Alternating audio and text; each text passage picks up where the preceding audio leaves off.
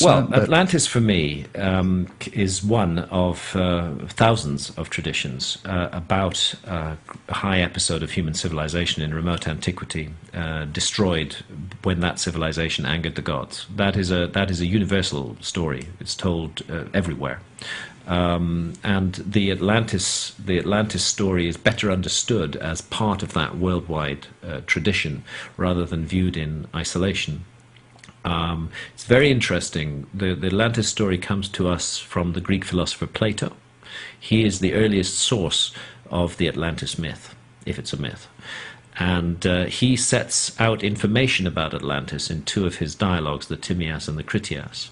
And what he says is that this information came to him through an elder figure who's called Solon, a Greek lawmaker who existed about 100 years before the time of Plato, but was in Plato's family. And the information had been passed down to Plato. Solon had received the information from priests in Egypt. They'd told him about Atlantis. This is how Plato tells the story.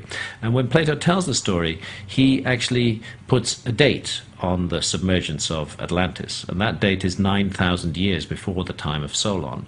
That means 9,600 BC. That means 11,500 years ago, and we're right there in that window when the Ice Age is melting down and hell is being unleashed on Earth. And if Plato made it all up, I really need to understand how he got the date right. it's amazing. What a beautiful way of putting it, that we are a species with amnesia.